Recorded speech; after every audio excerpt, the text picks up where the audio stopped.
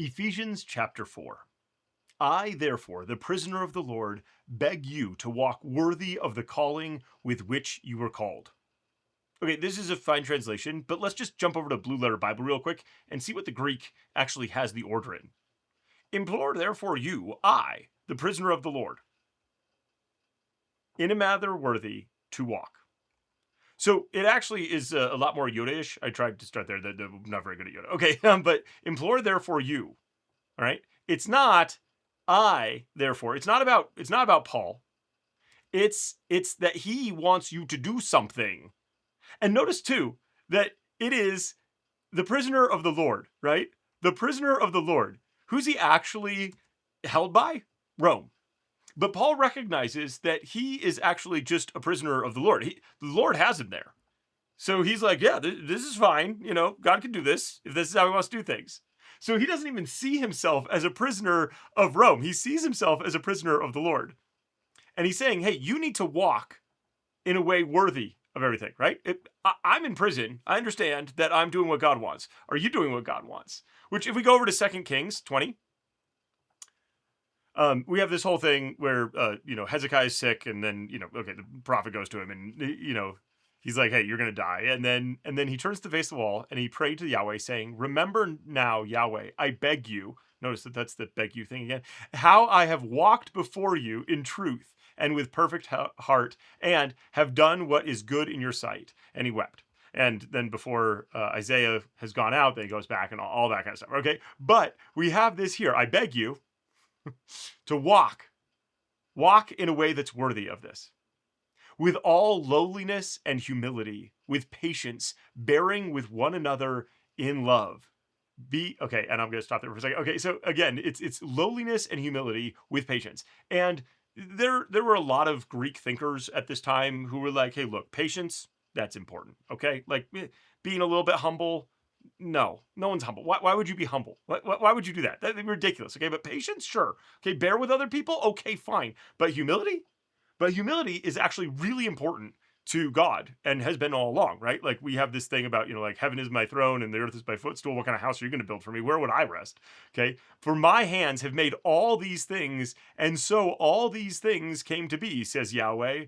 But I will look to this man, even to he who is poor and of a contrite spirit and who trembles at my word. If you're humble, then God's like, hey, look, even though I made everything, I care about you. Okay. So humility is this big, important thing. So what does humility mean in this context for us? Being eager to keep the unity of the Spirit in the bond of peace. I thought this was so interesting. The commentary pointed out that he's not saying, let's find a way to be unified. He's saying, no. Keep the unity that already exists in Christ, in the Spirit.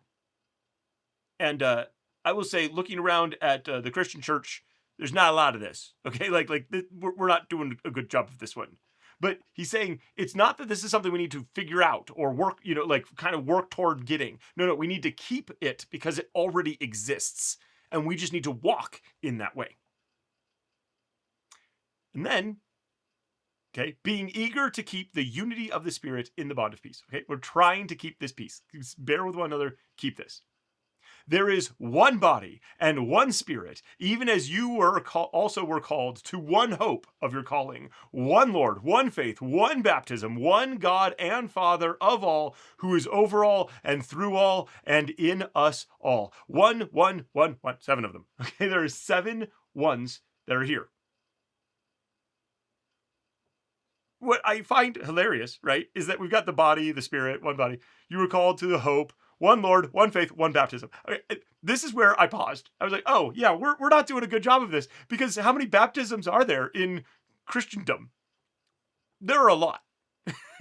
just vaguely speaking, and this is not my area of expertise, but just vaguely speaking, like we've got like baptism for infants, and then people are like, don't baptize infants. What would you do? There are people who are like, hey, we sprinkle people. There are other people like, what are you talking about? It's all about immersion, man. Like you got to get, like there is so much debate. There's even the people who are like, we don't do baptism. What are you talking about? Or hey, I can get baptized a second time, and people are like, what does that mean? What kind of crazy people are like? There is so much discussion just around this one thing.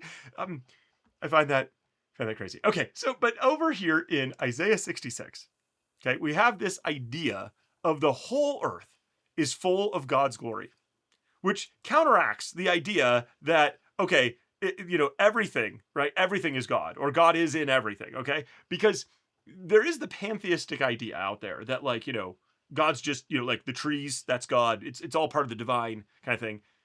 And Christianity doesn't go there. Orthodoxy says, yeah, God's glory is in all of this stuff, right? And he's the one who made it all, and he's through all, and it is us. He's in us working and doing his thing. But it's not that we are God or that the tree is God, but that God's glory is in all of that too. Okay, so like it's interesting that this is a thing that separates Orthodox Christianity from other views. But yes, one.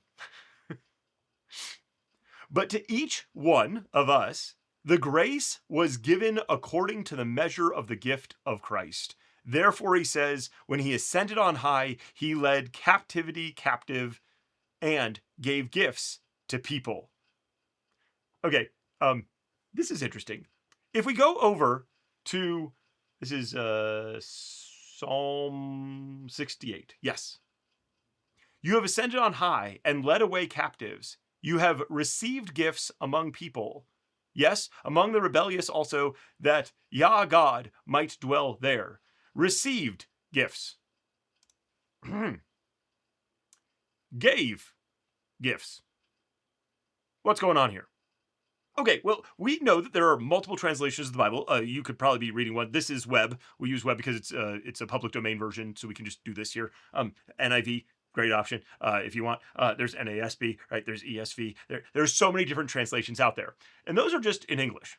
We also have other languages, okay? We have the Masoretic text, which is the original Hebrew, that's kind of cobbled together later, so timelines, okay, it's a whole thing. There's also the Septuagint, the LXX, we've already talked about that, the 70, and that was because of the 70 elders who got together to make this Greek translation of the Old Testament, or the Tanakh, okay?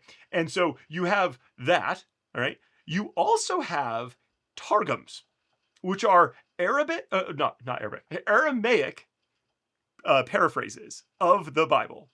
And so this, he gave gifts to people, is from a Targum. Now, the timing, whether it was before or after, it's hard to tell what's going on with all that. But the point is that Paul is drawing on an actual tradition to get this, and he's not just like changing this up. Well, he is, but he's choosing the translation that does what he wants it to do because he's giving gifts. And what gift is he giving?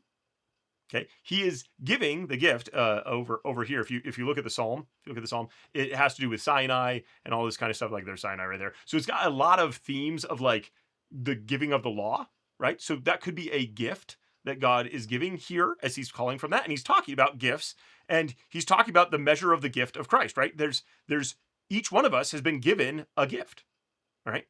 And so we have the law, but then we also have Christ giving these gifts or these graces, this charis. If you come from a charismatic church, then there's the graces, these gifts that have been given to you.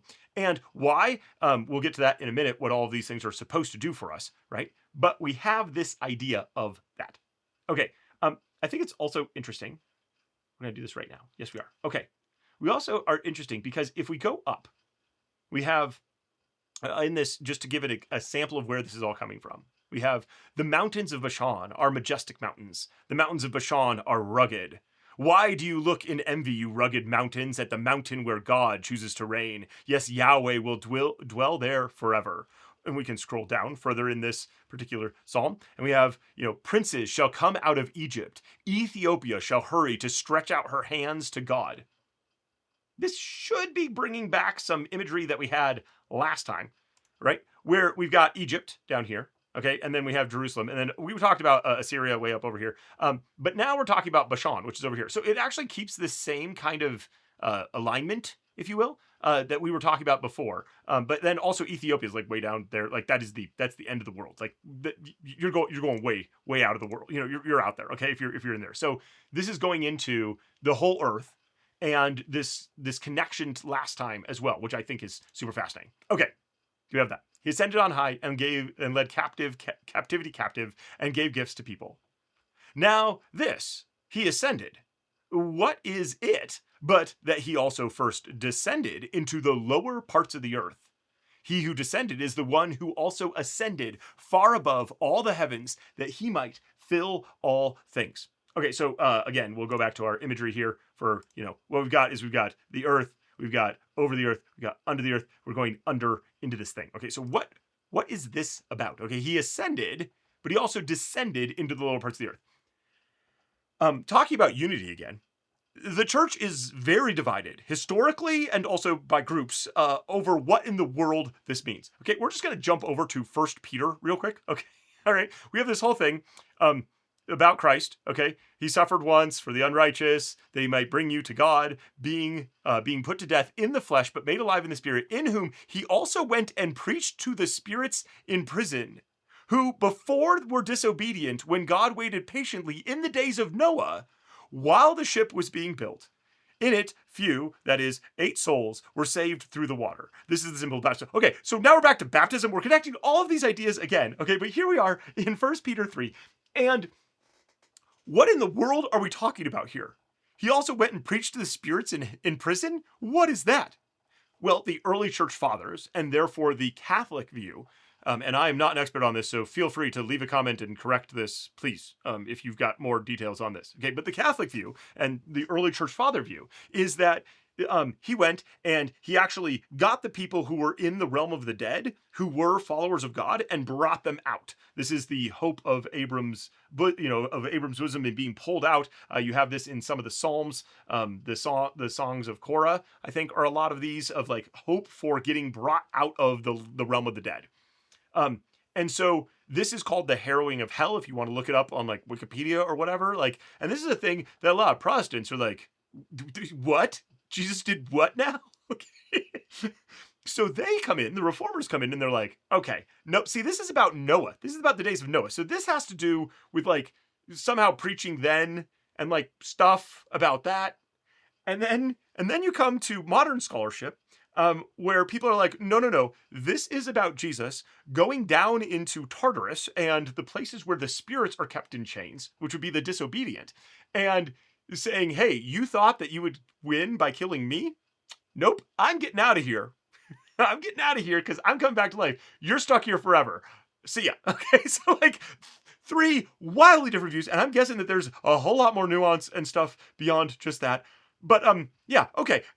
So he ascended, but he also first descended. Okay, but also don't worry. This lower parts of the earth. Okay, if we like go to Philippians chapter 2. Okay, that at the name of Jesus, every knee should bow, of those in heaven and those on the earth and those under the earth, and that every tongue should confess that Jesus Christ is Lord, to the glory of God the Father. Okay, and so again, okay, there we go. And so again, we've got the earth. We've got above the earth. We've got under the earth. Okay, we've got the chaos and all that stuff. Okay, but we also have the realm of the dead. All of that is wrapped up in this. Where you land on it, cool. You can let me know if you care to tell me, but like there is disagreement. We clearly are not in unity about this, and this is right after the we're all one. Okay, and I think that's amazing. Okay, but he's going to fill all things. We've talked about this before. Okay, where even in this book, we've been talking about how Jesus is going to come here and then ultimately go back up and be above all things. Okay. And here we have filling all things. All right. Whew, there we go. Okay. So why? Why did he give gifts? What is that about? He gave some to be apostles and some prophets and some evangelists and some shepherds. Yours probably says pastors and teachers, for the perfecting of the saints, to the work of serving, to the building up of the body of Christ, until we all attain to the unity of the faith and the knowledge of the Son of God, to a full-grown man, to the measure of the strength of the structure of the fullness of Christ. Okay, so why? Because we need more unity. We need to be working on serving to become perfect as saints. Again, this perfection is probably the completion word. I didn't look that up, but okay. But building us up so that we can have unity of faith in the knowledge of the Son of God. Okay, so that we can be the fullness of Christ, living here, working on all that kind of stuff. Okay, so just taking a quick moment on this shepherds, pastors thing. Okay, if you go to Jeremiah 23. Woe to the shepherds who destroy and scatter the sheep of my pasture, says Yahweh. Therefore, Yahweh, the God of Israel, says, against the shepherds who feed my people, you have scattered my flock, driven them away, and have not visited them. Behold, I will visit on you the evil of your doings, says Yahweh. Such poetry. Okay. I will gather the remnant of my flock out of all the countries where I've driven them, and I will bring them again to their folds, and they will be fruitful and multiply. Bring us all the way back to the original promise and all that stuff. I will set up shepherds over them who will feed them. They will no longer be afraid or dismayed. Neither will any be lacking, says Yahweh. And other passages we're not going to go into, but other passages talk about how he himself is going to be the one who's going to shepherd. Okay. So lots of stuff with that. Okay. So we're going to be brought together by all of these different gifts that have been given to different people to do different things, all for the same purpose, though, so that we're going to be fully grown, okay, in the structure and fullness of Christ. That you may no longer be children, tossed back and forth, carried about with every wind of doctrine, by the trickery of men in craftiness, after the wiles of error. All right. So no longer tossed back and forth. Just going to Acts 27. Okay. So they set out, they're sailing, they're trying to get to Rome with Paul as a prisoner. But before long, a stormy wind beat down from the shore, which is called a Euroclydon, or a northeaster. Okay, when the ship was caught and couldn't face the wind, we gave way to it and were driven along. Running under the lee of a small island called Clauda, we were able with difficulty to secure the boat. After they had hoisted it up, they used cables to help reinforce the ship. Fearing that they would run aground on the citrus sandbar, they lowered the sea anchor and so were driven along. As we labored exceedingly with the storm, the next day they began to throw things overboard. On the third day, they threw out the ship's tackle with their own hands. These are experienced fishermen. When neither sun nor stars shone on us for many days, and no small storm pressed on us, all hope that we would be saved was now taken away. And then Paul stands up and he's like, hey guys, it's all gonna be okay. Okay, you should have listened to me, but it's gonna be okay. It's all gonna turn out all right. It could be, likely, considering that this happened just a couple of years before Paul is writing this letter, or maybe even shorter than that, because this is on his way to Rome, where he's now in prison writing this letter, most likely. All right. It could be that he's sitting there and he's like, oh yes, getting tossed and blown about by the winds. Okay. Yeah, I know what that's like, being carried about. I know that. I've been there. Let's not have that be our lot in life when it comes to spiritual things. But speaking truth in love, we may grow up in all things into him who is the head, Christ. We've been over that before. He's repeating ideas so that people can keep up. Okay. From whom all the body, being fitted and knit together through that which every joint supplies, according to the working in measure of each individual part, makes the body increase to the building up of itself in love. So, the previous chapter, we ended up with being rooted and established. We had imagery of trees and buildings. Now we've got a body getting put together. We're getting put together so that we can do this thing in love. One. We're supposed to be one. So we've got work to do in coming to this full maturity. All right. That's it for now.